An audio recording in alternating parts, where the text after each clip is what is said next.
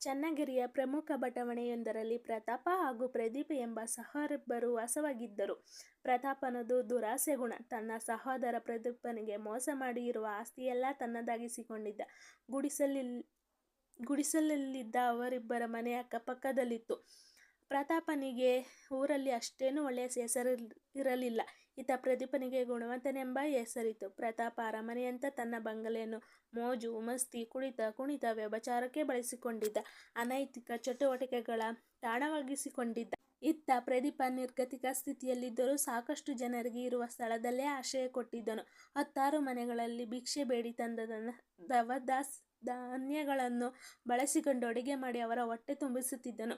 ಹಾಗಾಗಿ ಇವನ ಮನೆ ಚಿಕ್ಕದಾದರೂ ಭೂಲೋಕ ಸ್ವರ್ಗದಂತಿತ್ತು. ಹೀಗಿರಬೇಕಾದರೆ ಕೆಲವು ವರ್ಷಗಳ ನಂತರ ಪ್ರತಾಪ ಪ್ರದೀಪ ಅಣ್ಣ ತಮ್ಮಂದಿರಿಬ್ಬರು ಒಂದೇ ದಿನ ತೀರಿ ಹೋದರು.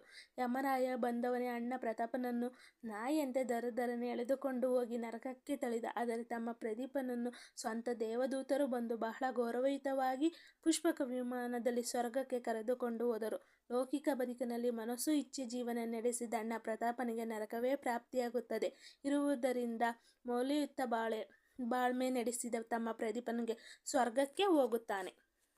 ಇದರಿಂದ ತಿಳಿಯುವುದೇನೆಂದರೆ ಯಾರಿಗೂ ಮೋಸ ಮಾಡದೆ ಪ್ರೀತಿ ಸಂತೋಷದಿಂದ ಬದುಕಬೇಕು. ಇಲ್ಲಿ ತಪ್ಪಿಸಿಕೊಂಡರೂ ಮೇಲೆ ಆ ಭಗವಂತ ನೋಡೇ ನೋಡಿರುತ್ತಾನೆ. ಅವನು ಎಂದಿಗೂ ಬಿಡುವುದಿಲ್ಲ ನಮ್ಮ ಕರ್ಮಫಲಗಳನ್ನು.